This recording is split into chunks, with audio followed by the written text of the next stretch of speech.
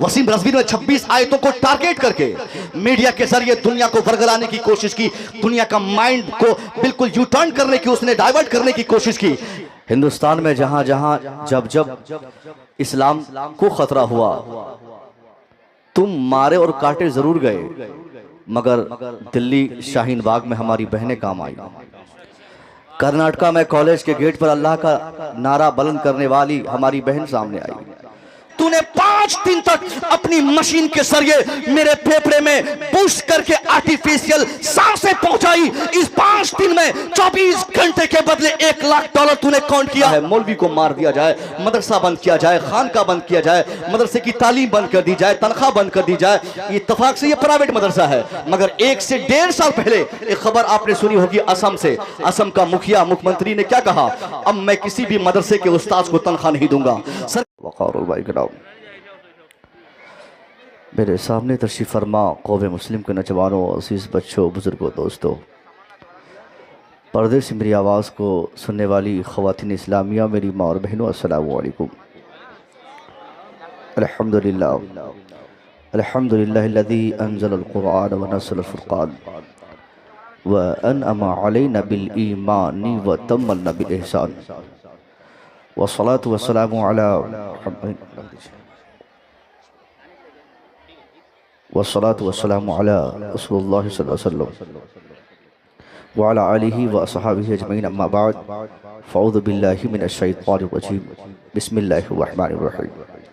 क़ाल नबी अलैहि सलाम खैरुकुम मन तअल्लमल क़ुरआन व अल्लमह, सदक़ल्लाहुल अज़ीम व सदक़ रसूलुहुन नबियुल अमीनुल करीम, औ कमा क़ाल अल्लाहु तआला फ़ी कलामिही सुम्मा लतुसअलुन्ना यौमइज़िन अनिन नईम।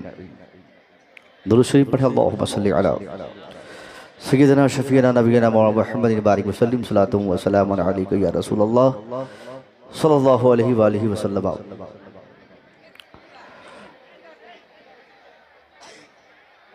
मदरसा जाने रहमत के ग्राउंड में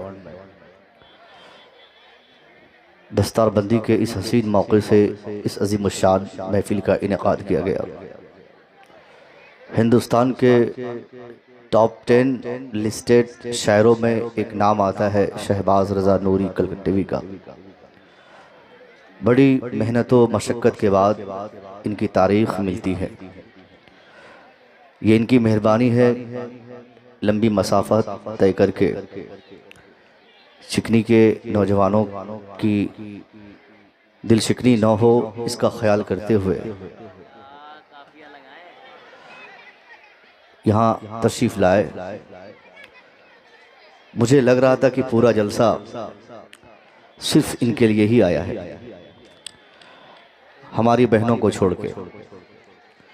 ये जितने हमारे लड़के, अगर इसको मैं लौंडा बोलूँ तो कम नहीं है, जिनको अपने ख़तीब और आलिम की बातों की कद्र न हो, ऐसे ही लोग सड़कों पे मारे जाते हैं। आप बताइए कि इतना बड़ा जलसा, इतनी मेहनत, ये शामियाने, नजराने, खाने, इन सब के अखराजात कमेटी वालों ने इसलिए उठाया ताकि नौजवानों को सुधारा जाए। ऐसा नहीं कि कमेटी के लोगों को घर में खर्ची नहीं थी इसलिए जलसा किया है। अल्हम्दुलिल्लाह सदर साहब, सेक्रेटरी साहब और मदरसे के तमाम असातिज़ा, मौलाना अंजार साहब, सब लोग खुशहाल हैं, मगर इनको जलसा कराने की ज़रूरत इसलिए पड़ी कि गांव में जो नौजवानों में बेरहरवी आ गई, वो जो बदनुमा हो गए, उनके अंदर जो बदतमीज़ी आई, वो जो नमाज छोड़ने का आदी, झूठ बोलने का आदी, शराब पीने का आदी हो गए, उनको सीधे रास्ते पर लाने का एक ही प्लेटफॉर्म है कि जलसा किया जाए। अब बताइए कि इतना बड़ा जलसा और इतने बड़े बड़े उलमा तशरीफ़ फरमा है स्टेज पे, फिर भी शहबाज रज़ा नूरी कलकत्तेवी को सुनने के बाद ऐसा लगा कि इन लोगों की तबीयत बिल्कुल अब मस्त हो गई, चले अपने काम में। नौजवानों, तुमसे उम्मीद ही क्या है? तुम कब कौम के काम आए हो? बीते 5-7 सालों में हिंदुस्तान की तारीख अगर लिखी जाएगी तो ये बात सुनहरी हरफों से लिखी जाएगी। हिंदुस्तान में जहाँ जहाँ जब जब इस्लाम को खतरा हुआ, मारे और काटे जरूर गए, मगर दिल्ली शाहीन बाग में हमारी बहनें काम आई। कर्नाटका में कॉलेज के गेट पर अल्लाह का नारा बुलंद करने वाली हमारी बहन सामने आई।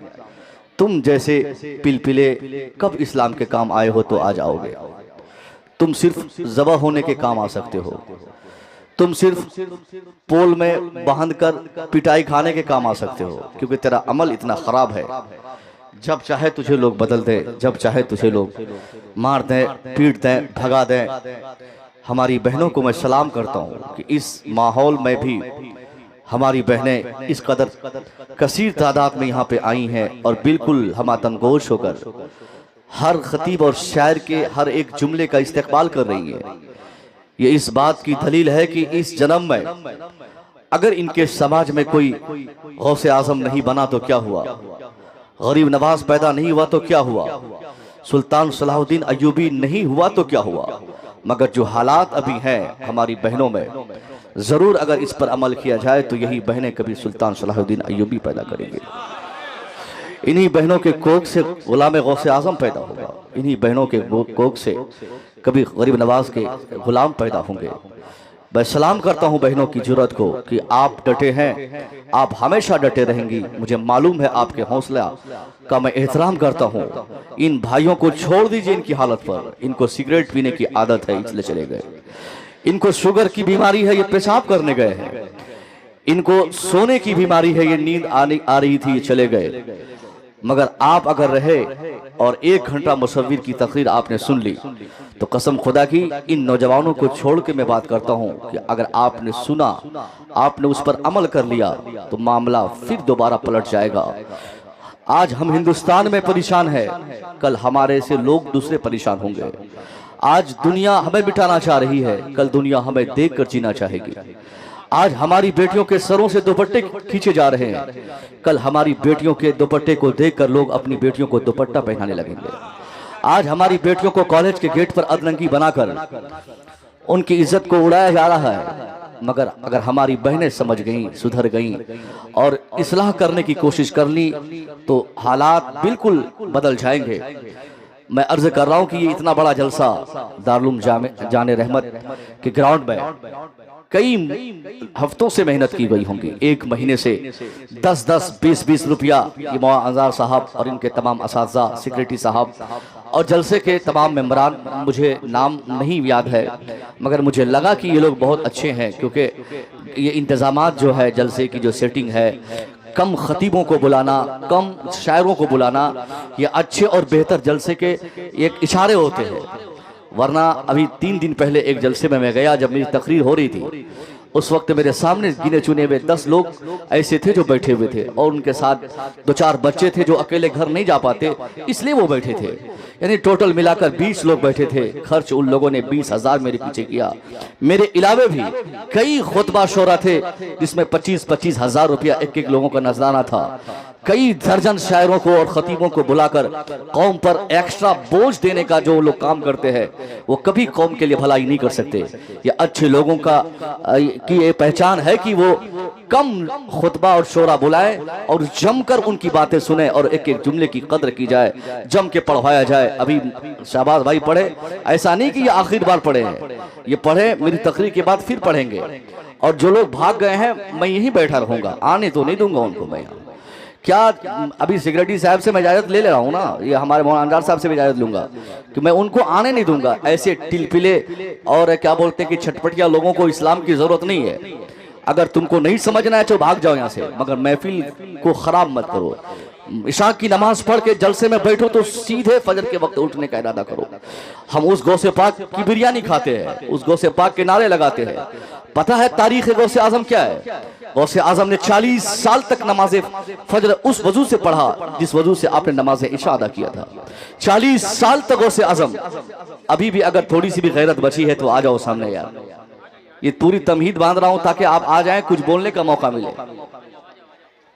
आप आ जाइए, वो लोग जो भागे हैं उनकी जगह खत्म हो गई। आ जाइए।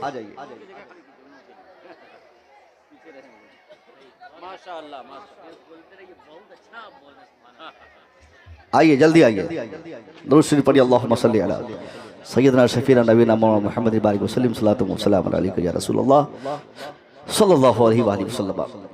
अब माहौल बन जाएगा, हमको ज़्यादा तादाद की ज़रूरत नहीं है, 2-4-10 लोग ही रहें, उन्हीं में से 2-4 लोग सुन लें, अमल कर लें, सारी मेहनत समझ लूँगा कि कबूल हो गई और हर एक इंसान कामयाब हो गए। मैंने एक आयत पढ़ी है, अल्लाह फरमाता है तुम लतुसअलुन यौमइज़िन अनिन नईम, फिर तुमसे कल मैदान क़यामत में अल्लाह एक एक नेमत के बारे में सवाल करेगा। इस आयत को इस दस्तारबंदी के जलसे में पढ़ने की मुझे ज़रूरत नहीं थी, मगर ये जो देखा ऊँट के लोग भाग रहे हैं तो सोचा इस आयत को भी अपनी तकरीर का हिस्सा बनाकर अपनी तकरीर को बावज़न किया जाए, ताकि उन नौजवानों को जो यहाँ से भाग गए हैं उनके कानों तक मेरी आवाज़ जाए और वो ये समझे कि हमने बहुत बड़ी गलती की है, हमने बहुत बेकार काम किया है। नबी की महफिल को छोड़कर नबी की बात सुनना जो हमने गवारा नहीं किया, ये बहुत बड़ा बुरा काम हमने किया है कि हमने अपनी दुनिया और आखिरत को ख़राब करने की कोशिश की है। अल्लाह फरमाता है तुम में से हर एक को एक एक नेमत के बारे में कल मैदान क़यामत में मैं पूछूंगा, अल्लाह पूछेगा। अब अंदाज़ा कीजिए कि अल्लाह ने कितनी नेमतें दी। नेमत कहते हैं एहसान को, एहसान नेमत ये एक मुतरादिफ अल्फाज हैं दोनों। एहसान के बारे में अल्लाह कहता है कि मैं हर एक बंदे से अपने सामने बुलाकर अपने किए गए एहसानात का सवाल करूंगा। आपको अंदाजा है कि अल्लाह ने कितना एहसान आप पे फरमाया है? अंदाजा नहीं है, क्योंकि आज एक आदमी जब गरीब रहता है वो सोचता है कि अल्लाह का एहसान मेरे ऊपर है ही नहीं। एक आदमी जो कमजोर है, जिनकी तनख्वाह कम है, अपने पड़ोस के भाई साहब की तनख्वाह से उनकी तनख्वाह अगर कम है तो आदमी सोचता है कि मेरे ऊपर अल्लाह की इनायतें नहीं है, मेरे ऊपर अल्लाह की नेमतें नहीं है, मेरे ऊपर अल्लाह का एहसान नहीं है। सच्चाई क्या है साहब? अल्लाह अगर इंसानों में से किसी को जिंदा रखा है तो ये भी अल्लाह की बहुत बड़ी नेमत है। अल्लाह जिससे अपनी नेमत छीन लेता है उसको मौत दे देता है, जिसे जिंदा रखा है उस इंसान को के पास झोपड़पट्टी हो तो क्या हुआ, महल को देख के तरस न खाए, किसी के पैसे को देख के वो लालची न बने। वो आदमी ये कहे कि अल्लाह तेरा लाख लाख शुक्र है कि तू कम से कम मुझे जिंदा तो रखा है, किसी को मौत दे दिया मगर हम जिंदा हैं। हमने देखा कि हमारे कई भाई ऐसे हैं जो अभी किशनगंज जाते हैं, पता चलता है 10 मिनट के बाद उनकी मौत की खबर आती है। जिसकी मौत हो जाए समझिए अल्लाह ने उसकी मौत इसलिए कर दी कि उनके लिए रूह, उनके लिए सांसें लेने और देने का, वापस करने का रास्ता अल्लाह ने बंद फरमा दिया। कुरान कहता है व इन तअद्दु नियमतुल्लाहि ला तुसूहा, if you want to count the entire wealth of Allah you can not count it. अगर तुम अल्लाह की नेमतों को गिनना चाहोगे तेरी सारी जिंदगी खत्म होगी, मगर अल्लाह की सारी नेमतों को, एहसानात को गिन नहीं सकते। सर से पांव तक अल्लाह ने एक इंसान पर करोड़ हा करोड़ एहसानात फरमाए। नाखून को जहां फिट करना था अल्लाह ने वही किया, होंठ जहां देने थे अल्लाह ने वही दिया, आंखों को के लिए जो जगह फिट थी अल्लाह ने वही फिट किया। यानी जिन जिन चीजों को जहां फिट करना था वही किया, और अल्लाह ने किसी एक चीज की भी इंसान को कमी न दी।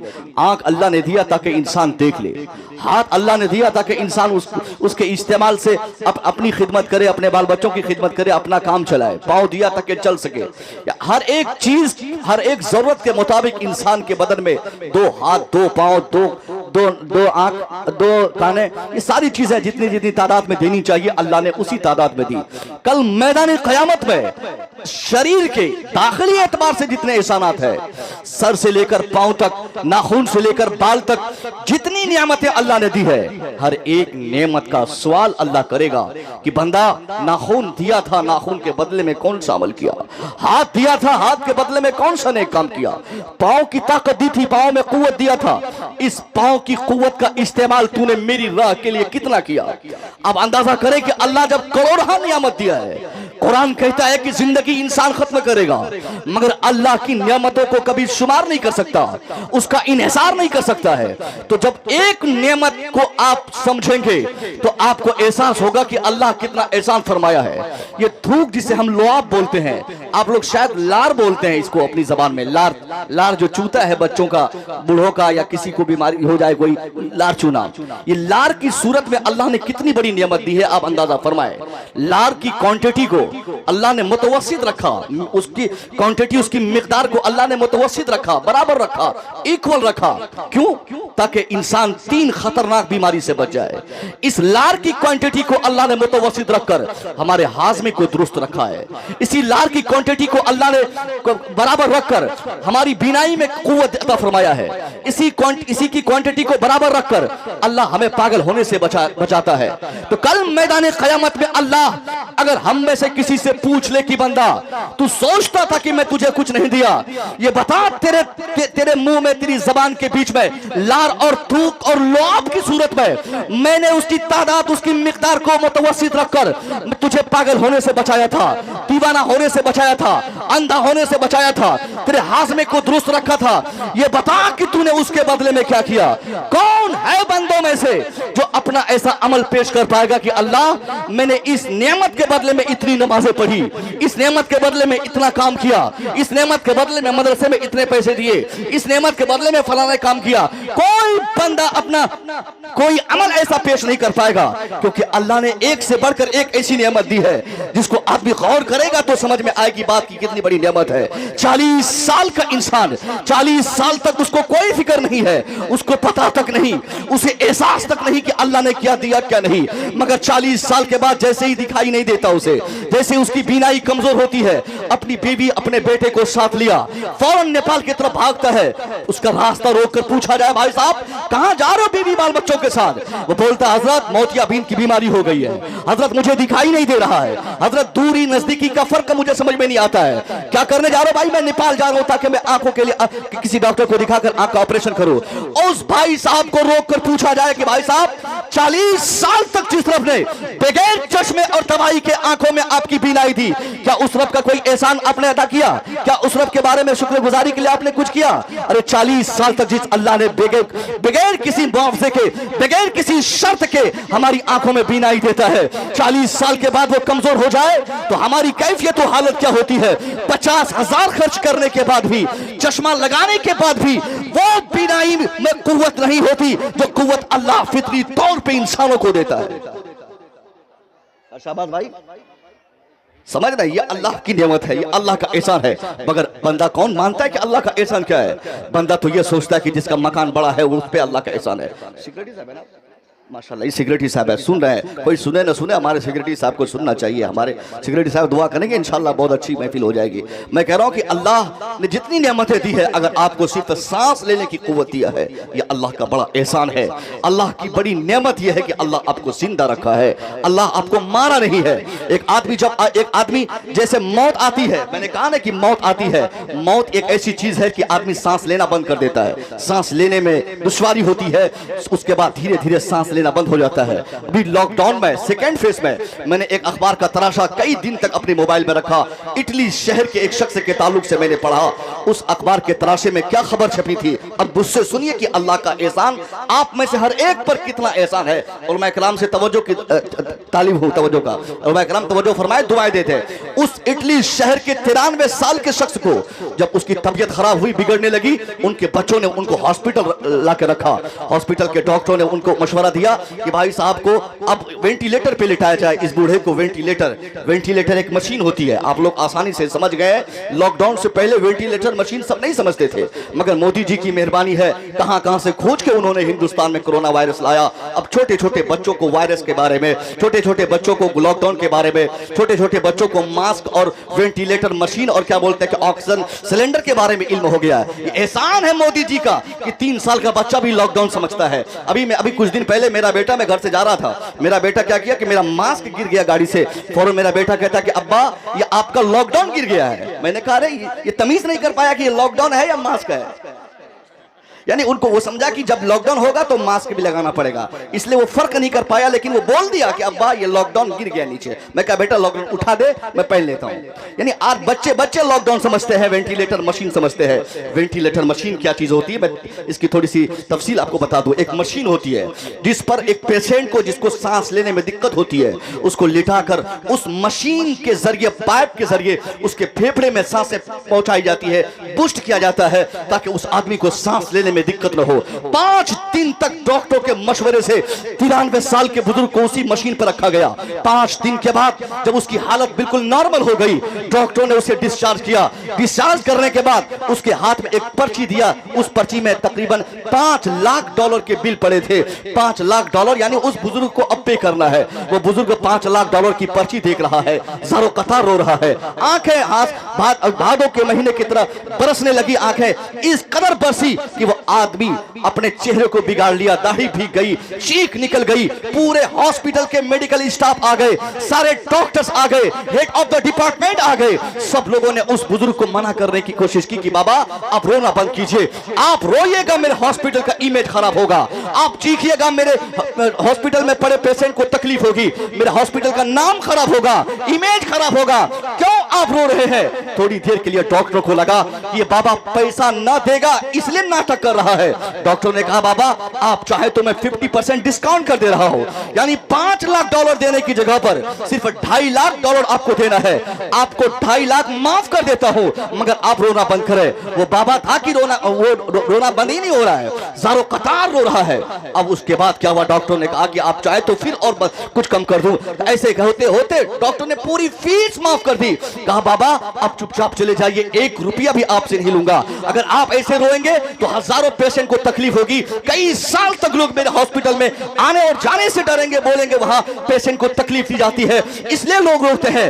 उन सारे डॉक्टरों और मेडिकल स्टाफ के सामने इटली शहर के उस 93 साल बुजुर्ग का जो जवाब था, वो जवाब सिर्फ उस वक्त के लिए नहीं था बल्कि कयामत तक के लिए, हर इंसान की आंखें खोल देने के लिए इटली शहर के उस 93 साल बुजुर्ग का जवाब काफी था।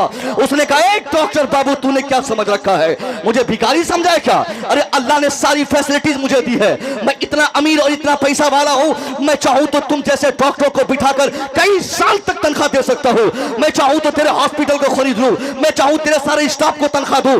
अरे मैं पैसा न देने की वजह से नहीं रो रहा हूं। डॉक्टर ने कहा बाबा अगर पैसा देने की वजह से नहीं रो रहे हैं तो क्या दूसरी वजह हो सकती है? बुजुर्ग कहते हैं यही तो एक वजह है कि तूने 5 दिन तक अपनी मशीन के जरिए मेरे फेफड़े में पुश करके आर्टिफिशियल सांसें पहुंचाई। इस 5 दिन में 24 घंटे के बदले $1 लाख तूने काउंट किया। 24 घंटे में $1 लाख यानी 5 दिन में $5 लाख मुझे पे करने हैं। एक डॉक्टर बाबू मैं चाहूं तो एक झटके में 5 लाख रुपया नहीं 5 करोड़ दे सकता हूं, मगर मेरे रोने की तो यही वजह है कि जब एक डॉक्टर मसनूई सांस, आर्टिफिशियल बनावटी सांस को मशीन के जरिए इंसान के फेफड़े में पहुंचाता है, 24 घंटे में $1 लाख का बिल बनता है, तो मैं उस रब का कितना मखरूज हूं जो अल्लाह मां के पेट से सांसें दे रहा है, बचपने में सांसें दे रहा है, जवानी में सांसें दे रहा है, बुढ़ापे में सांसें दे रहा है। आदमी सफर करता है सांसें अल्लाह देता है, सोता है तो सांसें देता है। एक डॉक्टर बाबू जब 5 दिन में एक डॉक्टर के लिए $5 लाख का मकरूज हूं तो उस अल्लाह का कितना मकरूज।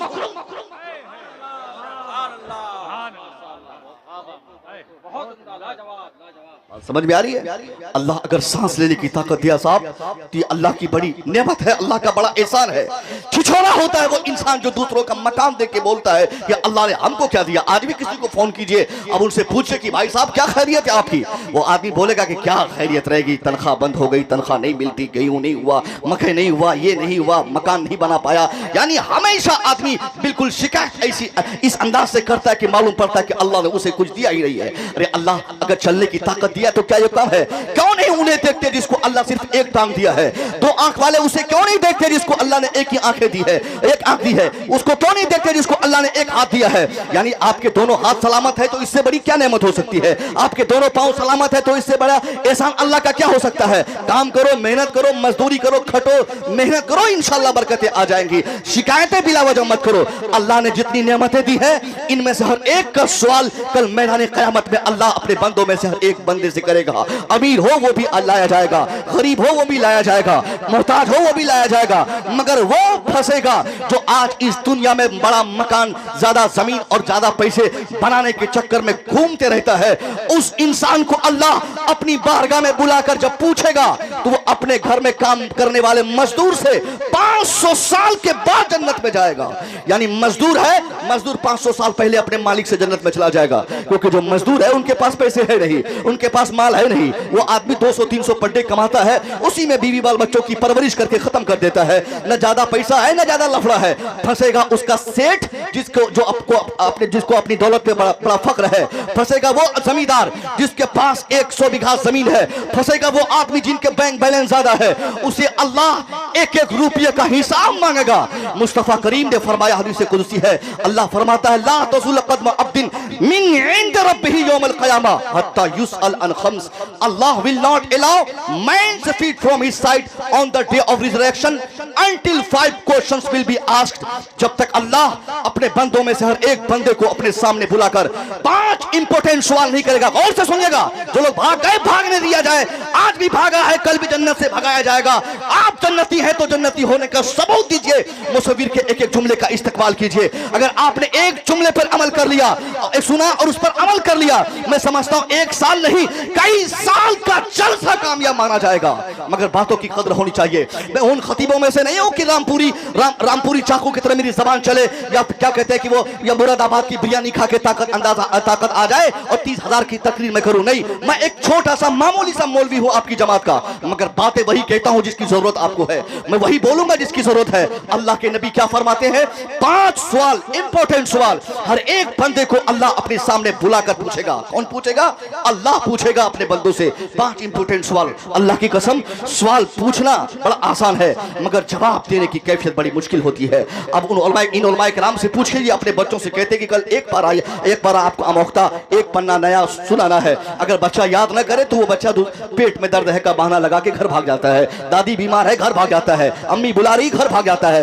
यानी स्कूल, मदरसा, कॉलेज के वो स्टूडेंट जो अपने असातिज़ा के दिए हुए असाइनमेंट या होमवर्क को नहीं कर पाते हैं, वो कोई ना कोई बहाना मार के उस दिन के क्लास से वो गायब हो जाते हैं। वो जानते हैं कि अगर मैं क्लास जाऊंगा हमारे उस्ताद पूछ लेंगे कि बाबू तुझे मैंने एक पन्ना याद करने दिया था, आधा पन्ना क्यों याद किया है? उस्ताद मारने लगेंगे। इससे बेहतर है कि अम्मी के बारे में बोल दो कि अम्मी मरने वाली है, भाग छुट्टी दीजिए हजरत, अम्मी बीमार है छुट्टी दीजिए हजरत, बच्चे भाग जाते हैं। एक बाप अपने बेटे को 100 रुपया देकर मार्केट भेजता है, और से सुनने का मिसाल दे रहा हूं। मार्केट भेजता है किस लिए? सब्जी खरीदने के लिए। बेटा अपनी पॉकेट में 100 रुपया डालता है, मार्केट खुशी बखुशी चला गया। वहां उसका बाप बोला कि बेटा मार्केट से जाओ, सब्जी खरीदना, दाल खरीदना, तेल खरीदना, सलाई खरीदना, फला फला सामान खरीदना। माँ भी समझा दी, धनिया की पत्ती लेना, बैगन लेना, आलू टमाटर जो लेना है माँ बाप मिलके कह दिए। अब वो बच्चा करता क्या है? वो बच्चा करता क्या है? मार्केट गया, सारा सामान खरीदा, 95 रुपये का सामान खरीद लिया उसने। जिन चीजों की जरूरत घर में थी उन्हीं चीजों को खरीद कर 95 रुपये खर्च हो गए। 5 रुपया बचा है, मार्केट से वापस आ रहा है, उसको लगा कि 5 बचा है, कुछ कर लिया जाए। एक सिगरेट 5 रुपए की उसने गोल्ड फ्लेग मंगा के पी लिया। क्या दाम है गोल्ड फ्लेग सिगरेट का भाई? कितना रुपया?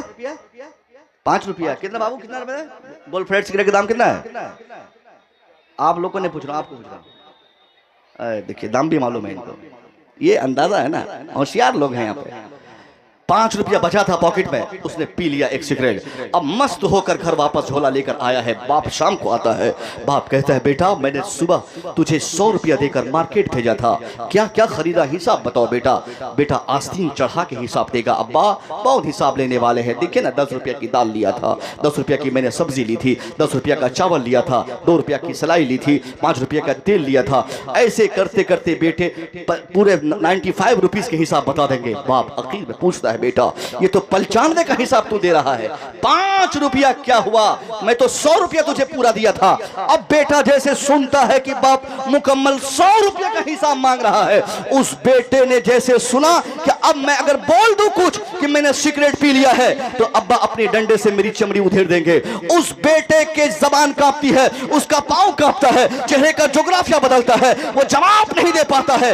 बिला शुबह हमारा बेटा, आपका बेटा, हमारा भाई, आपका भाई अगर 5 रुपए का हिसाब हम मांग ले तो उसकी जबान कांपती है, चेहरा का रंग बदलता है, पांव कांपता है, दिल धक धक करता है, रोने पे आता है। तो उस अल्लाह के सामने जिंदगी भर का हिसाब कैसे दिया जाएगा? जो अल्लाह नाश्ते का इंतजाम फरमाता है, दोपहर के खाने का इंतजाम फरमाता है, रात के भोजन का इंतजाम फरमाता है, जो अल्लाह हमारी प्रोटेक्शन फरमाता है, उस अल्लाह के सामने जिंदगी भर का हिसाब तो छोड़ो, अल्लाह अगर किसी एक बंदे से अपनी दीवी रोटियों में से एक वक्त की सिर्फ एक रोटी का हिसाब मांग ले तो कोई बंदा अपने अमल से एक रोटी का हिसाब नहीं दे पाएगा। बाप के सामने बेटा 5 रुपए का हिसाब नहीं दे पाता, अल्लाह के सामने जिंदगी भर का हिसाब देना पड़ेगा। नबी करीम फरमाते हैं सबसे पहला सवाल जो अल्लाह करेगा एक इंसान की उम्र के बारे में।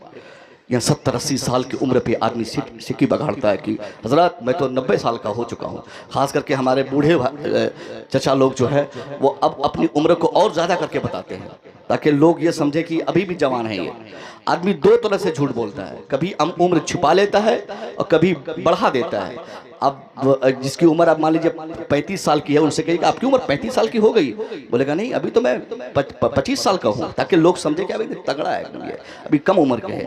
अच्छा ऐसे ही 50 साल से क्रॉस उम्र करने लगती है तो आदमी 5-7 साल बढ़ा के बताता है ताकि लोगों को लगे कि ये अभी भी जवान है। मगर कल मैदान क़यामत में उम्र चाहे आपकी जो हो, 25 हो, 50 हो, 100 साल हो, हर एक सेकेंड का हिसाब अल्लाह के सामने देना होगा। अल्लाह पूछेगा बंदा 90 साल की उम्र दिया, इन उम्र का तुमने इस्तेमाल कहाँ किया? दूसरा सवाल ताकत और जवानी के बारे में, ये इंपॉर्टेंट हासिल कलाम मेरी गुफ्तगू अब होने वाली है। यानी यहां पूछेगा अल्लाह, जवानों से पूछेगा, ए जवानों तेरे बाजू में मैंने कुव्वत दी थी, तूने अपनी ताकत का इस्तेमाल दीन के काम में कितना किया, मेरे काम में कितना किया? उस वक्त वो लोग क्या जवाब देंगे जो लोग दीनी महफिल को छोड़ के भाग जाते हैं, जिनको पता तक नहीं कि इस्लाम क्या पैगाम देता है, इस्लाम क्या सिखाता है, इस्लाम क्या बताता है। ऐसे लोग कल मैदान क़यामत में अल्लाह के सामने जलील होंगे। अल्लाह जब पूछेगा तो जवाब कहाँ से देंगे? वहाँ ऐसा तो है नहीं कि ठग लेंगे, किसी को झूठ बोल देंगे।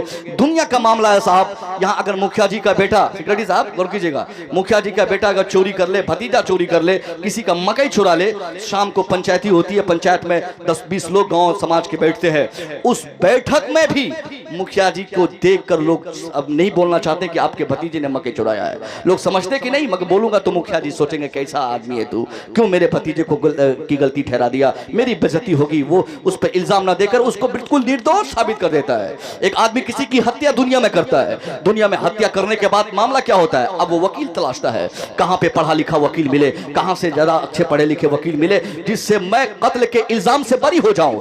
दुनिया का मामला है कि कातिल भी माफ होता है, मगर कल मैदान क़यामत में अल्लाह के सामने कुरान कहता है फमन यअमल मिस्काला ज़र्रतिन शर्रन यरा वमन यअमल मिस्काला ज़र्रतिन खैरन यरा। अगर राई के दाने के बराबर भी हमने नेकी यहाँ पे की है, कल मैदान क़यामत में इस नेकी को अल्लाह के सामने दिखाया जाएगा। राई के दाने के बराबर, सरसों तोरी जिसको आप लोग बोलते हैं, तोरी के बराबर भी अगर यहाँ पे हमने बदी की है, बुराई की है, तो कल वहां हम छुपा नहीं पाएंगे। सारी चीजें अल्लाह के सामने पेश कर दी जाएंगी। ये अमल जो आज कुछ लोगों ने दिखाया है, ये भी दिखाया जाएगा कि जैसे ही नबी की बात सुनाने की बात आई तुम भाग गए, कौन सी जरूरत तुझे पेश आई? इसलिए हमको चाहिए, आपको चाहिए कि हमेशा अल्लाह की दी हुई ताकतों का सही इस्तेमाल करे। अल्लाह ने कान दिया है, आंखें दी है, पांव दिया है, दिल दिया है, दिमाग दिया है, पूरा शरीर के सारे एलिमेंट्स को अल्लाह ने इस कदर मजबूत रखा है ताकि हम दीन के काम आए, मजहब के काम आए, गरीबों के काम आए, मिस्किनों के काम आए, अल्लाह की राह में हमारी अल्लाह की दी हुई ताकतों का हम इस्तेमाल करें। इसलिए अल्लाह की नियामतों के बारे में जब सवाल होगा तो वो बंदा बच जाएगा जो अपनी जिंदगी का ज्यादातर हिस्सा दूसरों की मदद में गुजारता है, गरीबों की मदद में, मदरसे की दीवार मजबूत करने में। मदरसा हमारा, ये अब एक इंपॉर्टेंट बात है, ये मदरसा आम लोगों का होता है, आम मुसलमानों का मदरसा होता है। मदरसे में खास तौर पे उनके बच्चे पढ़ते हैं जिनके बाप को पढ़ाने की ताकत नहीं है। आम तौर पे एक आदमी अपना बेटा को वहां पढ़ाता है जहां पे 15,000 20,000 रुपया महीना खर्च हो और बाद में इनकम 1-1 लाख रुपया महीना एक इंजीनियर की सूरत में उसके घर में आए। पैसा वाला नहीं चाहता कि मेरा बेटा हाफिज कुरान बने, दौलतमंद नहीं चाहता कि मेरा बेटा मौलवी साहब बने, इसलिए दौलतमंद सोचता सोचता कि मेरा बेटा मौलवी बनेगा तो कहां कहां मैं इसकी शादी के लिए फिरता रहूंगा। मौलवी की तनख्वाह 5,000, लोग इनको देख के घिन करेंगे। कोई अक्लमंद आदमी मेरे बेटे से अपनी बेटी का रिश्ता मंजूर नहीं करेगा। इसलिए अमीर तरीन आदमी जमीन बेचता है लेकिन बेटे को इंजीनियर बनाना चाहता है, मकान गिरवी पर रखता है, बेटे को डॉक्टर बनना चाहता है। बेटा डॉक्टर बना, इंजीनियर बना, IAS ऑफिसर बन गया, दुनिया की सारी दौलतें उनके पास चली जाएगी, मगर जो मर्तबा, जो मकाम, जो हैसियत, जो स्टेटस, जो प्रेस्टीज अल्लाह ने उलमाए किराम को बख्शी है, हाफिज कुरान को दिया है, वो इस जमीन पर कोई इसके मुकाबले में खड़े होने की ताकत नहीं रखता है। बड़े बड़े बादशाहों के जो पगड़ियां झुक जाएंगे इनके सामने। अभी इनके हुफाज़े किराम के सर पे जो कपड़े बांधे जाएंगे ना, मुमकिन है हमारे सेक्रेटरी साहब ने मार्केट से उस कपड़े को 25 से 30 रुपया या 100 रुपया मीटर खरीद लाया हो, मगर जब वो कपड़े इनके सर पे बंध जाएंगे, दुनिया का कोई बादशाह नहीं होगा ऐसा जिसके ताज की कीमत इससे ज्यादा हो, पगड़ी से ज्यादा हो, जो पगड़ी हाफिज कुरान के सर पे बांधी जाती है। अल्लाह की कसम, हाफिज कुरान अभी पूरी दुनिया अब देखिए कि इन्हीं से लड़ रही है। सिर्फ 3, 3.5 या 4% बच्चे। उलमाए किराम, क्या हुआ भाई? उलमाए किराम तवज्जो दे लो, आप लोग अपना काम करें, जिनको जाना चले जाएं, उठ बैठ मत करें। मैं कह रहा था कि सिर्फ 4% बच्चे, एक रिसर्च के मुताबिक, सच्चर कमेटी की तहकीक के मुताबिक सिर्फ 4% बच्चे मदरसे में पढ़ते हैं। कितने परसेंट बच्चे?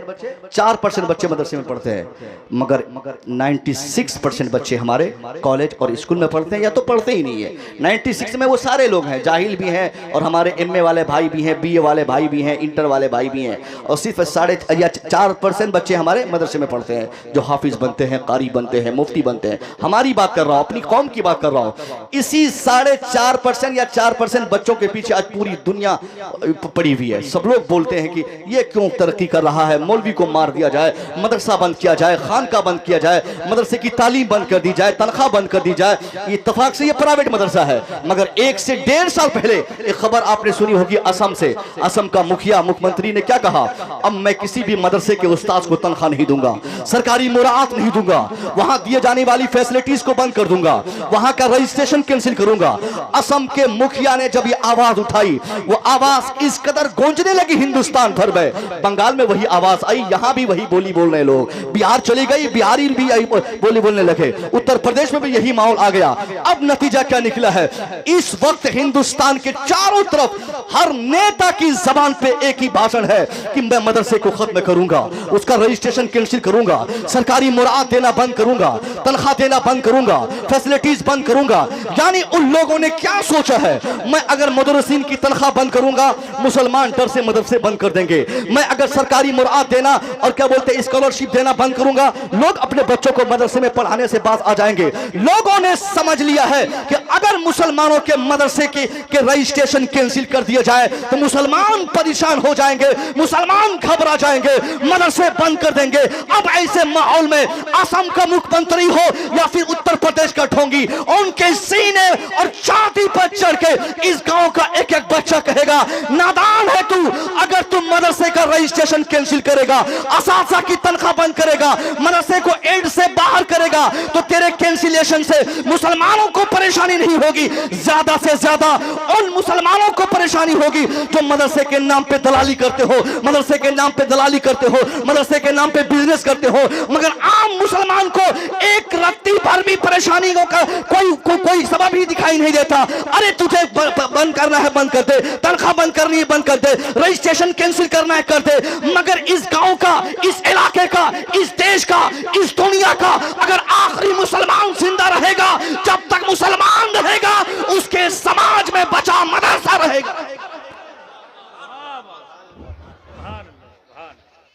आपके बंगाल में सरकारी मदरसों की हालत तो मुझे उतनी मालूम नहीं है, मगर उत्तर प्रदेश और बिहार, कसम खुदा की उत्तर प्रदेश और बिहार में आम तौर पे देखा जाता है। साहब मैं बता दूं आपको, अगर कोई मदरसे का सेक्रेटरी हो तो मैं मातरत खाऊं, मगर मैंने देखा है मदरसे का जो सेक्रेटरी बन जाता है वो समझता है कि अब तो दलाली का लाइसेंस मुझे चेयरमैन ने दे दिया है, अब एक एक बहाली के नाम पर 15-15 लाख और 15-15 लोगों से लिया जाता है। ये नहीं कि एक आदमी की सीट है तो सिर्फ एक ही आदमी से पैसा लेके काम कर दिया जाए, बल्कि एक सीट दिखाकर 15 लोगों से 10-10 लाख रुपए वसूले जाते हैं। ये हमारे बिहार में आज हो रहा है। अगर मदरसे का रजिस्ट्रेशन कैंसिल किया जाए तो उन जैसे दलाल, सिक्योरिटी और सदर और बेईमान लोगों को परेशानी होगी।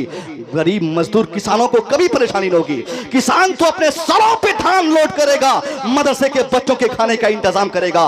मदरसे के सिक्योरिटी साहब अपने सर पे बोरियां उठाएंगे, उसके बाद चावल का इंतजाम होगा। घर घर 10-20 रुपया मांगते रहेंगे। जब तक मुसलमान मांगते रहेंगे तब तक समाज में कुरान का हाफिज पैदा होते रहेगा। सुभान अल्लाह, नारे तकबीर। बहुत तकबीर। पूरा मजमा अपने दोनों हाथों को उठाकर गवाह, पूरा मजमा नारे तकबीर, नारे रिसालत, मुसव्विर रज़ा मिसबाही, तकबीर। अब देखो मुसलमानों, हौश के नाखुन लो। तेरे खात्मे के लिए, तुझे बर्बाद करने के लिए, तेरा वजूद तबाह करने के लिए, तुझे इस दुनिया से खत्म करने के लिए, हिंदुस्तान की आजादी के बाद से अब तक इसी हिंदुस्तान में तकरीबन 50 से ज्यादा तंजीमें बन चुकी है। आरएसएस की स्थापना इसलिए की गई कि मुसलमानों को बर्बाद किया जाए। हिंदू महासभा इसलिए जन्म लिया ताकि मुसलमानों को तबाह किया जाए। सारे हमारे दुश्मन अलग अलग तंजीम बनाकर उनके मकासद सिर्फ एक ही है कि मुसलमानों को तबाह किया जाए, इनके मदरसे बंद किया जाए, इनके मदरसों में पढ़ाए जाने वाले निसाब को चेंज किया जाए, कुरान की तालीम और तबलीग पर पाबंदी आयद की जाए। उन लोगों ने ज़हन बनाया है और पूरे हिंदुस्तान में इस तहरीक पर वो लोग काम कर रहे हैं। अब ऐसे माहौल में मुसलमानों की जिम्मेदारी इतनी बढ़ जाती है कि मुसलमान उस जमाने में जबकि उसके कुरान को बदलने की नापाक लोग कोशिश कर रहे हो, उनके बेटियों के सर पे लगे हुए दुपट्टे को खींचने के लिए लोग बिल्कुल प्रयास कर रहे हो, ऐसे माहौल में मुसलमानों की जिम्मेदारियां कुछ बढ़ जाती है। मुसलमान आगे बढ़े, मुसलमान अपने कुरान को बचाने के लिए, मुसलमान अपने तशक्कुस को बरकरार रखने के लिए, अपने मसाजिद को बचाने के लिए, अपनी खानकाहों की हिफाजत के लिए, अपने मदारिस को बचाने के लिए, मुसलमान अपनी रिवायत को बचाने के लिए हर जमाने में आगे बढ़ा है। तो इस जमाने में क्यों पीछे रहेगा? जब जब मुसलमानों के सामने दुश्मन आए, मुसलमान हर एक काम कर लिया मगर कुरान की अजमत को अपने सामने से लुटने नहीं दिया। मुसलमानों ने अपने बच्चों की कुर्बानी बर्दाश्त की। बद्र में मुसलमान शहीद हुए मगर इस्लाम को कुछ भी बेकार ना होने दिया, इस्लाम को परेशान होने ना दिया। मुसलमानों ने बद्र, हुनैन में, खैबर और खंदक में हर जगह अपनी शहादत, अपने बच्चों की कुर्बानी, अपने भाइयों की कुर्बानी बर्दाश्त की मगर अपने सामने अपने मुस्तफा को गाली देने वालों को बर्दाश्त तक न किया। इसलिए ए मुसलमानों, आप भी ये मजाज बना लो और हिंदुस्तान के हर जालिम शासक के सर पे चढ़कर ये आवाज लगाओ, ए जालिमो, तूने जो कुरान बदलने की ठानी है, मैंने भी कुरान बचाने की ठानी है। तूने जो हमारी तहजीब बदलने की ठानी है, मैंने भी अपनी तहजीब के प्रचार करने की ठानी है। तूने जो मुझे मिटाने की कसमें खा रखी है, मैं भी अपने को स्थापित करने की कसमें खाता हूं। अरे जब तक मैं जिंदा रहूंगा मैं लड़ते रहूंगा। अगर तू बदलना चाहता है तो मैं बदलने की कभी जरूरत तुझे तेरी बर्दाश्त नहीं कर सकता, कभी बदलने नहीं दूंगा। तुझे शहादत चाहिए, तुझे खून चाहिए, तुझे कुर्बानी चाहिए, तुझे सर चाहिए तो ले जाओ। कितनों का सर लोगे? अफरोजुल इस्लाम को शहीद करना चाहो तो कर सकते हो, अफरोजुल इस्लाम को मारना चाहो तो मार सकते हो, अखलाक की हत्या करना चाहते हो तो कर सकते हो, पहलू खान की हत्या करना चाहते हो तो कर सकते हो। पहलू खान मरेगा मैं बर्दाश्त करूंगा, अफरोजुल इस्लाम मरेगा मैं बर्दाश्त करूंगा, अखलाक शहीद होगा मैं बर्दाश्त करूंगा मगर मेरे सामने मेरे मुस्तफा को गाली दोगे मैं बर्दाश्त नहीं करूंगा। कुरान बदलने की बात करोगे मैं बर्दाश्त नहीं करूंगा। फातिमा ज़हरा पर उंगलियां उठाओगे मैं बर्दाश्त नहीं करूंगा। मदरसे के खात्मे की तहरीक चलाओगे मैं बर्दाश्त नहीं करूंगा। अरे मैं क्या, दुनिया का कोई भी मुसलमान हो, उनके सीने में 1 करोड़ ईमान के हिस्सों में से अगर अदना सा हिस्सा बचा रहे, ऐसे मुसलमान के सामने अगर कुरान बदलने की तुम बात करो और उस मुसलमान को इसके एवज में तुम चाहे सूली पे लटका दो, उनके पांव में जंजीरें बांध दो, उनको चाहे खोलते तेल में डाल दो, वो मरते मरते आखिरी सांस तक तेरे सर पे चढ़कर एक ही नारा देगा, कौले मोहम्मद, कौले खुदा, फरमान न बदला जाएगा, बदलेगा जमाना लाख मगर कुरान न बदला। नारे तकबीर, नारे रिसालत, अज़मते इस्लाम, नारे तकबीर। यह है कुरान। कुरान कब नहीं बदलेगा? जब हर घर में हाफिज कुरान तैयार होंगे। वसीम रज़वी ने 26 आयतों को टारगेट करके मीडिया के जरिए दुनिया को वर्गलाने की कोशिश की, दुनिया का माइंड को बिल्कुल यू टर्न करने की, उसने डाइवर्ट करने की कोशिश की। इसके जवाब में आप जवाब नहीं दे पाएंगे। आपका बच्चा वो जो इंजीनियर बन रहा है वो जवाब नहीं दे पाएगा। उसके जवाब में जवाब बनकर यही मदरसे के पढ़ने वाले तलबा हाफिज कुरान सामने आएंगे, या आयतें पढ़ पढ़ कर बताएंगे। हो सकता हो वसीम रज़वी और उनके पिता वो नसीम आनंद, उनके घर में जो कुरान रखे हो, उस कुरान के साथ वो कुछ दुर्व्यवहार कर सकता है, छुपा सकता है, दफना सकता है, मगर वो कुरान कैसे छुपाएगा जो कुरान जाने रहमत मदरसे के तलबा ने अपने सीनों में महफूज कर रखा है, जो इस मदरसे के बच्चों ने पूरे 30 पारे को अपने सीने में छुपा रखा है। इस कुरान को बदलना बहुत ज्यादा मुश्किल, क्या मुहाल है। इसकी तब्दीली नहीं हो सकती, क्योंकि ये किसी इंसान की किताब नहीं, किसी इंसान का कलाम नहीं, ये तो अल्लाह का कलाम है। और अल्लाह के कलाम को कौन है जो बदल सकता है? अल्लाह का कलाम अल्लाह बदलेगा, बंदों का कलाम बंदा बदलता है। हाई कोर्ट का जज बदल जाता है, सुप्रीम कोर्ट का जज वो भी बदल जाता है, प्रधानमंत्री वो बदल जाता है, राष्ट्रपति 5 साल में बदल जाता है। यानी नेता, अभिनेता, सब लोग अपनी थ्योरी, अपना नजरिया, अपना कॉन्सेप्ट वक्त के एतबार से हमेशा बदलते रहते हैं, मगर कुरान वो कभी बदलने वाली किताब नहीं। ला तब्दीला लिकलिमातिल्लाह, there is no chance to change the statement of Allah the almighty. Allah के कलाम में तब्दीली की कोई गुंजाइश नहीं है। अभी आज की खबर मैं बता रहा हूं, आज की बड़ी खतरनाक खबर आई है आज कर्नाटका से। कर्नाटका हाई कोर्ट ने एक डिसीजन देते हुए कहा कि इस्लाम में हया जरूरी नहीं है। इस्लाम यानी हया इस्लाम का पार्ट नहीं है। वो हाई कोर्ट का जज पता नहीं कौन सी किताब पढ़ के जज बना है। मैं तो समझता हूं कि वो जज कैसा जज होगा जो इतनी बात नहीं समझता हूं कि इस्लाम और हया में क्या फर्क है। अरे जहां इस्लाम है वहीं हया है, जहां हया है वहीं इस्लाम है। बगैर हया के, बगैर पर्दे के, बगैर हिजाब के इस्लाम का तस्वुर नहीं हो सकता है। जहां जहां हिजाब है वहां इस्लाम है, जहां इस्लाम है वहां हया मानना पड़ेगा। वाह वाह वाह माशाअल्लाह। हाई कोर्ट के जज ने डिसीजन दिया। उसने चाहा कि मुसलमानों को डराया जाए। उसने चाहा, मैं इसकी टिप्पणी नहीं करता, उसकी मुखालफत नहीं करता। कोर्ट के हर आदेश का एहतराम वाजिब और लाजिम है कानून के एतबार से। कानून सुनिए हिंदुस्तान का, ये हमारे संविधान का कानून है। कोर्ट के डिसीजन का एहतराम वाजिब है, अमल वाजिब नहीं है। वाह, क्या इल्मी बात हो रही है। वाह, अमल करना वाजिब नहीं है। अगर कोर्ट के सारे डिसीजन पर अमल करना वाजिब होता तो अपील और री अपील संविधान में होता ही नहीं। लोग इस कोर्ट से उस कोर्ट, उस कोर्ट से उस कोर्ट अपील ही नहीं करते। बोलता है तुम मुखालफत कर रहे हो कोर्ट की। अरे कोर्ट ने फैसला दे दिया कि अब तुमको फांसी पे चढ़ाया जाएगा, तो फिर तुम क्यों अपील कर रहे हो? अपील करने का मतलब यह कि हमको कोर्ट का फैसला मंजूर नहीं है। हम एहतराम करते हैं मगर उसका फैसला मंजूर नहीं करते। इसलिए जो भी दुनिया का जज हो, काजी हो, दुनिया का बड़ा नेता हो, सदरुल सुदूर हो, प्रधानमंत्री हो, जो भी यह कहेगा कि इस्लाम में हया नहीं है, ऐसे फैसलों को मुझ जैसा मौलवी अपनी जूतियों के नीचे रखता है। लेकिन अफसोस की बात है मुसलमानों, अब तक सुनो, कोर्ट ने क्या कहा? इस्लाम में हया नहीं है। कोर्ट ने क्या कहा? इस्लाम में पर्दा नहीं है। मगर कोर्ट को ये हम चांस कैसे दे दिए? एक थ्योरी और सुनिए मुझसे, किसी भी मजहब के कानून से ज्यादा, उस मजहब के उसूल से ज्यादा, उस मजहब के मानने वालों के कैरेक्टर से वो मजहब फैलता है।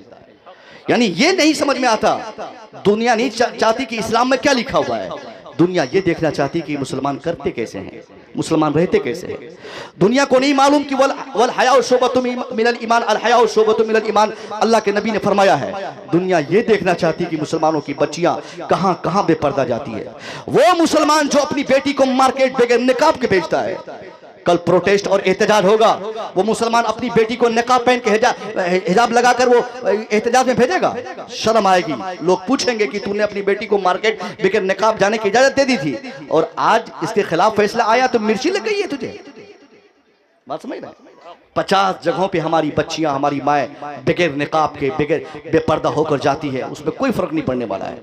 इसलिए हमने उनको मौका दिया है, हमने चांस दिया है, हमने अपने अदा, अपने किरदार, अपने कैरेक्टर से उन दुश्मनों को यह समझने और समझाने पर मजबूर किया है कि बगैर दुपट्टे के आदमी अपनी बेटी को मार्केट भेज सकता है, बगैर पर्दे के एक आदमी शॉपिंग करने के लिए अपनी बीवी को अपने साथ ले जा सकता है, किसी की बीवी हो किसी को बाइक में बिठाकर आदमी मार्केट घुमा सकता है।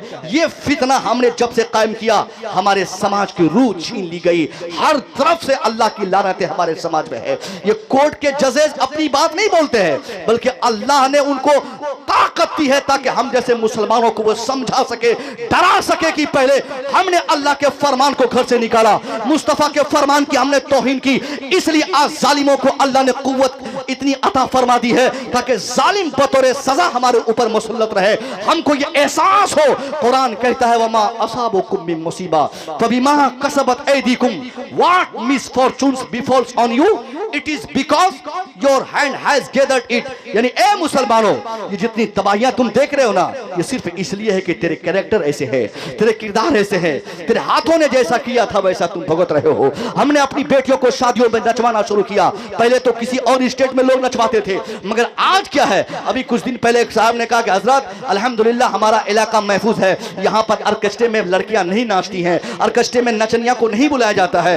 मैं उनको, उस भाई साहब को मैंने कहा कि यहाँ नचाने की क्या जरूरत है, बाहर से लड़कियों को लाके आदमी खुद अपनी बेटी को अपने सामने नचवाता है, अपनी भतीजी से नाच देखता है, अपनी बहन को नचवाता है। यानी जिस मुस्लिम मुआशरे में लोगों ने ये मजाज बना लिया हो, गैर मुसलमानों की तहजीब और तमद्दुन को, गैर मुसलमानों के सिविलाइजेशन से अपने समाज को बदबूदार कर दिया हो, उस मुसलमानों की बच्चियों से निकाब न छीना जाएगा तो किससे छीना जाएगा? अगर आप चाहते हो कि आपकी बेटी घर में रहे तो इज्जत पाए, कॉलेज में रहे तो इज्जत पाए, मार्केट में रहे तो इज्जत पाए, आपकी निगाहों में रहे तो इज्जत पाए, घर से बाहर जाए तो इज्जत पाए, इसके लिए सबसे पहले आपको आगे बढ़ना होगा। एक मां को कसम खा के आगे बढ़ना होगा। मां अपनी बेटी की हर एक्टिविटीज पर ध्यान दे, बाप बेटे के एक्टिविटीज पर ध्यान दे।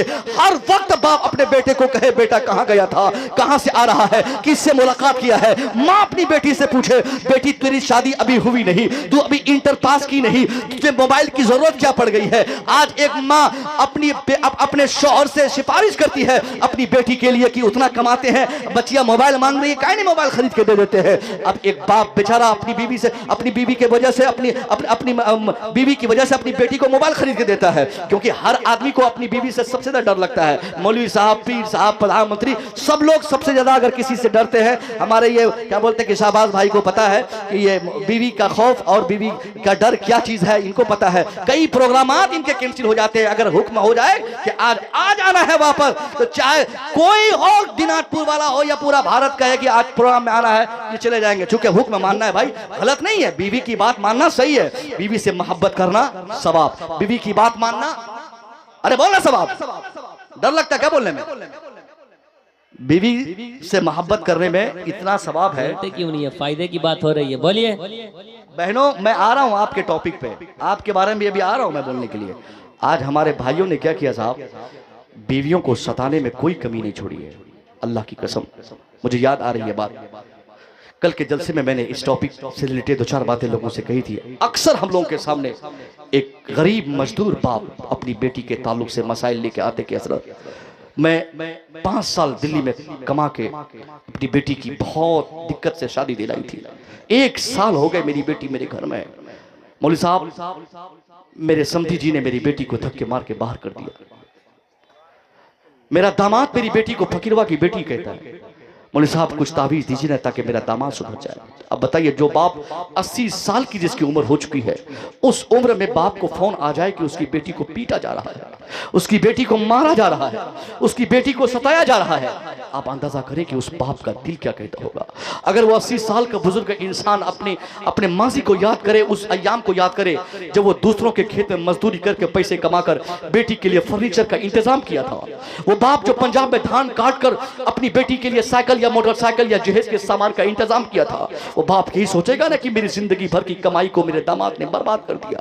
वो बाप बूढ़ा सोचेगा ना कि मेरे समधी जी ने मुझे रुसवा किया। अगर उस वक्त वो बूढ़ा इंसान बद्दुआ कर दे तो आपकी दुनिया और आखिरत दोनों तबाह हो जाएगी। इसलिए बहू से सबसे ज्यादा मोहब्बत करनी चाहिए। मैं तो कहता हूं कि बेटियों से भी ज्यादा मोहब्बत के हकदार अगर कोई है तो वो हमारी बहू है। एक इंसान जिसने अपनी बहू को सताया हो या जो अपनी बीवी को मारा हो, उसकी बहू या उसकी बीवी एक सेकेंड के लिए भी रात में अगर रो दे तो उस घर से कई महीने के लिए अल्लाह बरकतों को उठा लेता है।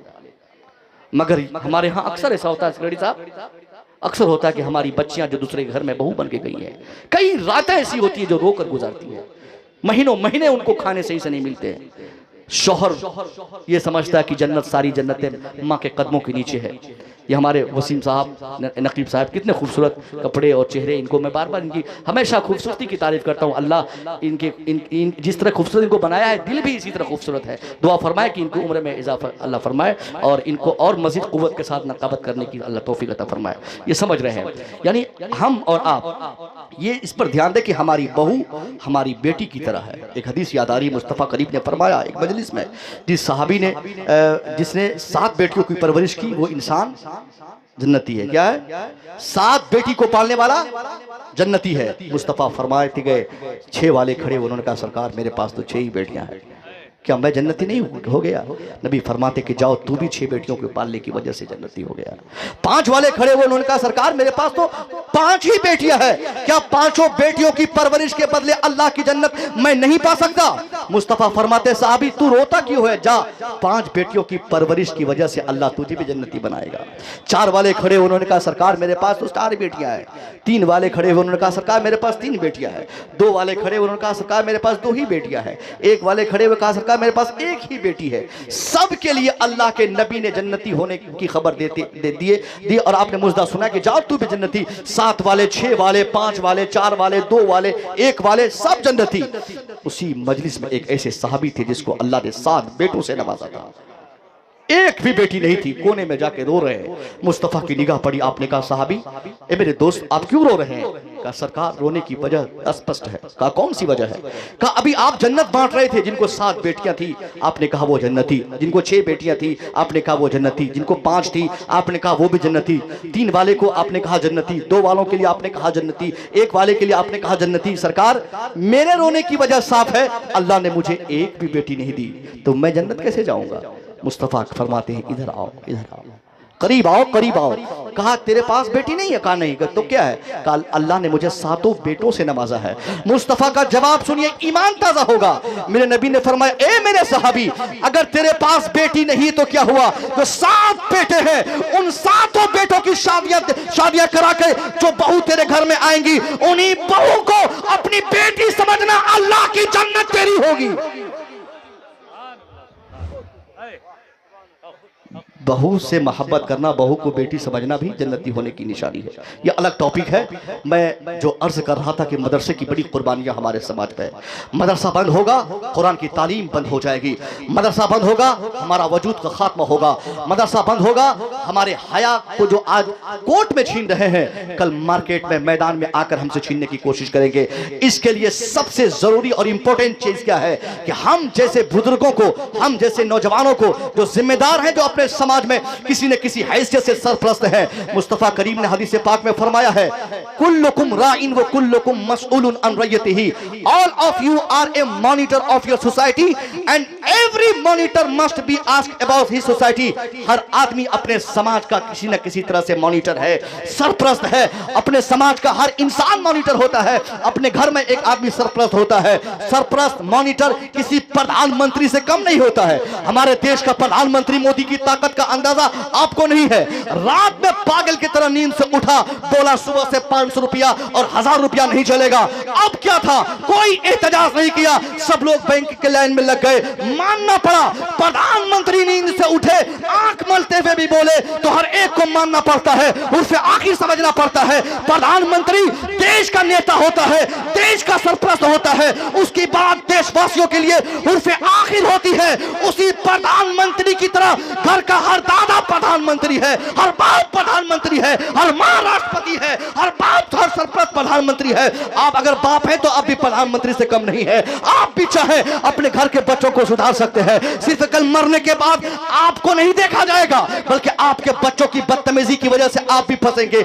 आपने 1000 सजदे किए तो क्या हुआ, मगर आपके सजदे बेकार समझे जाएंगे अगर आपके बच्चे सजदे नहीं कर रहे हैं। आप 1000 साल से झूठ नहीं बोलते तो क्या हुआ, आपका बच्चा अगर झूठा है तो इस बदअमली की सजा आपको भुगतनी पड़ेगी। कुरान ने क्या कहा, अनफुसिकुम व अहलीकुम नारा।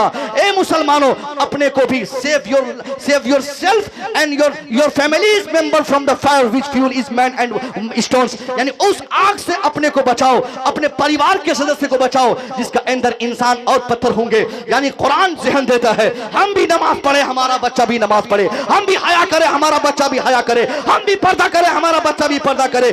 जब तक हम अपनी निगाहों को नहीं झुकाएंगे हमारे बच्चे निगाह झुकाने की आदत नहीं डालेंगे। जब तक एक माँ पर्दा नहीं करेगी उसकी बेटी से वो पर्दा करने की उम्मीद छोड़ दे। जब तक एक बड़ा इंसान खुद को कंट्रोल नहीं कर सकता तब तक उसके समाज में कंट्रोल की कोई भावना तक नहीं आ सकती। एक गरीब इंसान का वाकया मैं हमेशा अक्सर तकरीरों में बताया करता हूं। आज बड़ा अच्छा मौका है, इस टॉपिक पे बात चली तो बता दो। वो गरीब आदमी जिसके पास 18 साल की बेटी है, उस बेटी को लेकर वो बूढ़ा 80 साल का बूढ़ा बड़ा कंफ्यूज रहता है कहां से बेटी को खिलाया जाए, कहां से बेटी के कपड़े का इंतजाम हो। क्योंकि एक बाप चाहे 80 साल का हो या 90 साल का, बेटी को देखकर बाप आखिरी हद तक जाने की कोशिश करता है। आज भी हमारे शायर साहब, इनसे पूछे, मैं रास्ते में देखा कि कई बार ये अपनी बेटी से बात किए। एक आदमी जिसको बेटी है ना, 10 दिन से खट के आता है, बेटी का चेहरा देखता है, थकान दूर हो जाती है।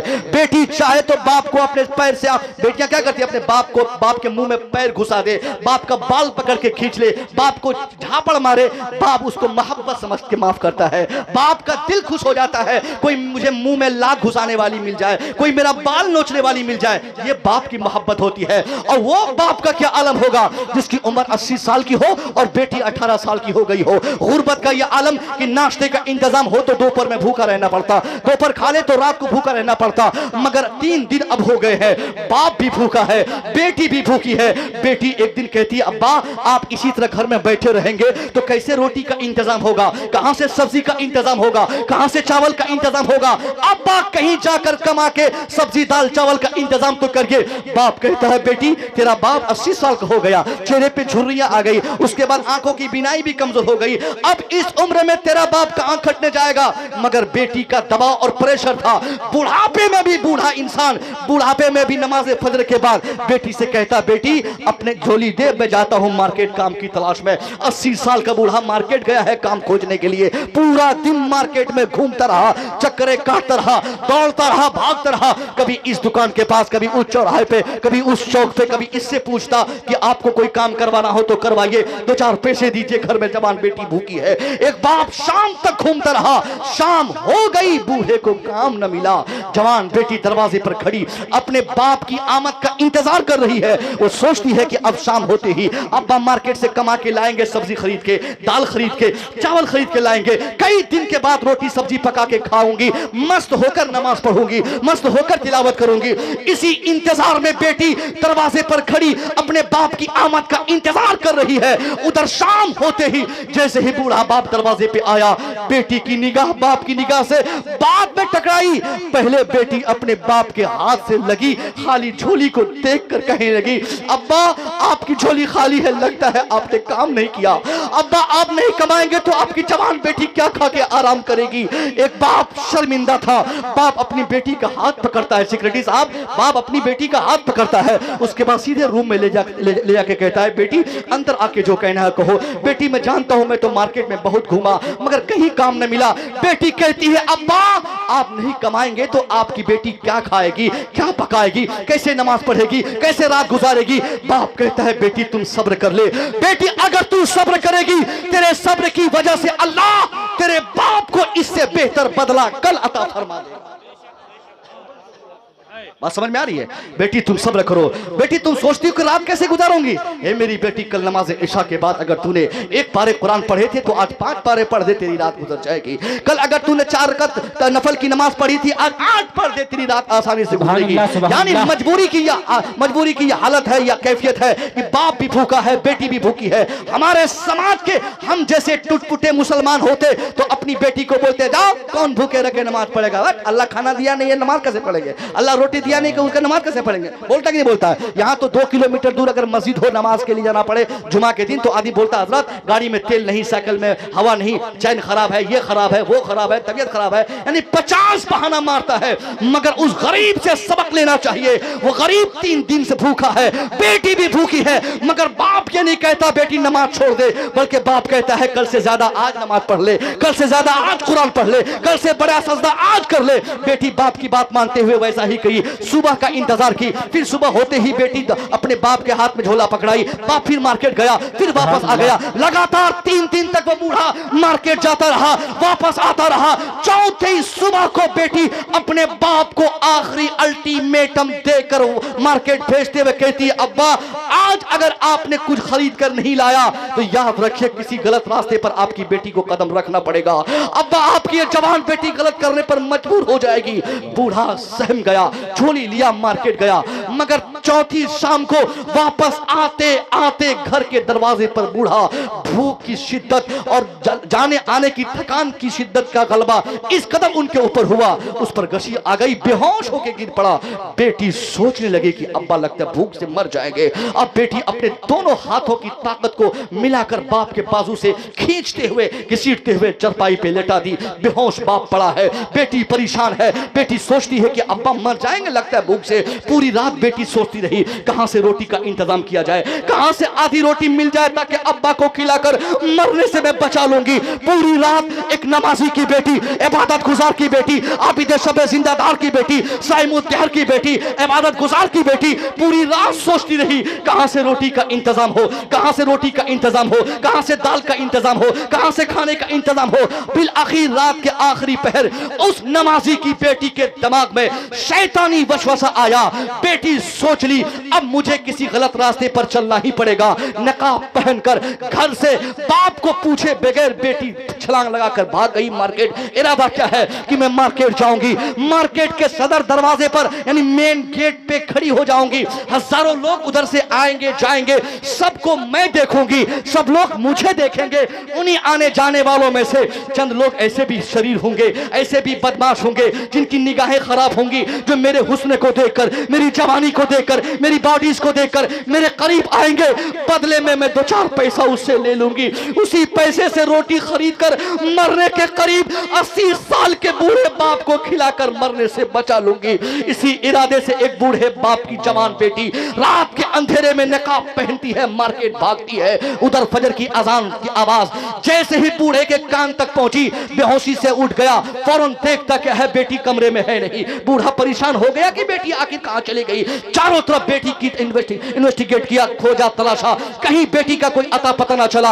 वापस बूढ़ा उसी कमरे में दाखिल हुआ साहब, जिस कमरे से वो बूढ़ा हमेशा नमाजें पढ़ा करता था, जिस कमरे में कुरान की तिलावत किया करता था।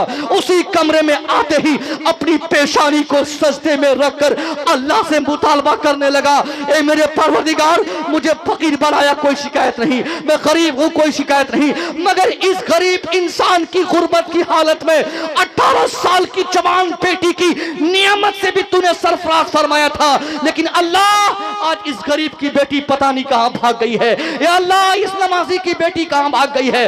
अल्लाह इस नमाजी की नमाज को अगर तूने कबूल किया है, एक सजदे को भी अगर तूने कबूल किया है, उसी सजदे का वास्ता है मेरे रब, मेरी बेटी की इज्जत की मुहाफजत फरमा ले, मेरी बेटी को बेइज्जत होने से बचा ले, मेरी बेटी को रुस्वा होने से बचा ले। बूढ़ा बाप अपनी बेटी की इज्जत की मुहाफजत के लिए मुतालबा अपने घर में सजदे में सर रखकर अल्लाह से कर रहा है। उधर शाम होते ही दरवाजे पर खटखट की आवाज सुनाई दी। बूढ़ा सजदे से सर उठाया, देखता क्या है, दरवाजा खोला, देखता क्या है, जवान बेटी जो सुबह भागी थी शाम को दरवाजे पर खड़ी नजर आ रही है। बूढ़ा अपनी बेटी को देखकर कहता है, बेटी कहां भागी थी, बेटी क्यों भागी थी। बेटी ने कहा, अब्बा मैं देख रही थी 4 दिन तक लगातार मार्केट आप काम की तलाश में जाते रहे, कोई अक्लमंद काम आपको इसलिए नहीं दे रहा था, मैं समझ गई क्योंकि आप बूढ़े थे, आपकी बीनाई कमजोर, आपके बाजू की कुव्वत कमजोर, आपको चलने फिरने में दुश्वारी हो रही थी, इसलिए कोई अक्लमंद इंसान आप जैसे 80 साल के बूढ़े को काम नहीं दे रहा था। अब्बा मैं समझ गई कि अगर इस घर की खर्ची की फिक्र करनी है तो मुझे करनी पड़ेगी, रोटी का इंतजाम मुझे करनी होगी, इसलिए अब्बा मैं रोटी के इंतजाम के लिए मार्केट मार्केट गई थी, मैंने मेरी नीयत ये थी, मेरा इरादा ये था मार्केट जाऊंगी, दो चार लौंडे मेरी सूरत को देखकर मेरे सामने आएंगे, अपने जिस्म को बेचकर उसी से दो चार रोटियां खरीद कर अब्बा आपके लिए इंतजाम करूंगी। एक नमाजी बाप जब सुनता है, गैरतमंद बाप जब सुनता है कि उसकी बेटी इज्जत को बेचने के लिए मार्केट गई थी, बाप कहता है बेटी जल्दी से बता किन किन लड़कों ने तेरे बदन को टच किया, किन किन लोगों ने तुझे अपने लिए इस्तेमाल किया। बेटी कहती है अब्बा कसम खुदा की मैं गलत इरादे से मार्केट जरूर गई थी, मगर अब्बा मार्केट के जिस दरवाजे पर, जिस गेट पर, जिस चौक पर मैं सुबह खड़ी थी, सुबह से शाम तक मार्केट के भीड़ भाड़ में वहीं खड़ी की खड़ी रह गई। अरे कोई मेरे बदन क्या टच करता, अब्बा मेरी तरफ तो किसी ने गलत निगाह उठाकर नहीं देखा। बाप कहता है बेटी कैसे तेरी तरफ कोई गलत निगाह उठाकर देखेगा, जबकि मैं तेरा बूढ़ा बाप आज तक किसी की बेटी को गलत निगाह से नहीं। नारे तकबीर, नारे रिसालत, नारे रिसालत, नारे हैदरी, नारे